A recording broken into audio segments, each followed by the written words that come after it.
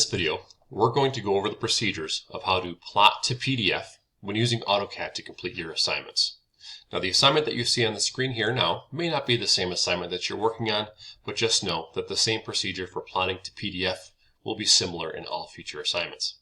So first thing that we want to make sure is that when we're in model space, we're completing all of our assignments in model space. Once our assignment is complete, we're going to go ahead and click over to paper space. And to do that, we're going to click on the tab on the lower left side here.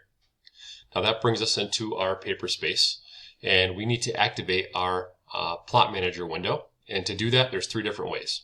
The first is you can hit Control P on your keyboard. The second is you can type in the plot command. And the third is you can go up to the toolbar and select the printer icon, which will bring up our plot menu. Now everything in here should be set up correctly with the file that you've downloaded, but just please make sure that the following settings are correct. The first is making sure that the printer plotter is set to DWG to PDF.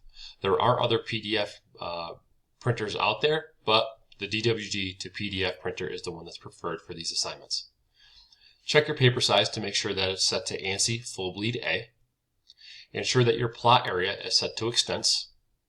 And there's two checkboxes that need to be selected. The first is center the plot, and the second is fit to paper. Also, please make sure that on the top right hand side of the screen, where it says plot style table, that it says monochrome.ctb. And last, make sure that your drawing orientation is set to portrait. Now, before hitting OK, it's a good habit to get into to click on the preview button on the bottom left, which will give you a preview of what your PDF will look like. Now you'll see here that we have 4 watermarks on our PDF that say produced by an Autodesk student version. Now we're going to get this with almost all of our Autodesk products here in school because of course we have student versions, so having these watermarks is expected.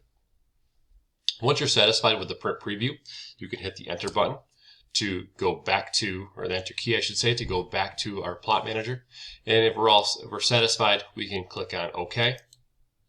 And rather than going to a printer or a plotter, we're actually going to go to a location where we want to save our document.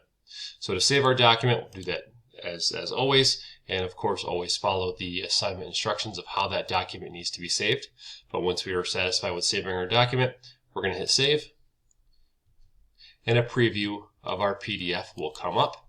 And again, just verify that the PDF is how you want it. And once you're satisfied with that, you can close it out and submit your document via Google Classroom as instructed.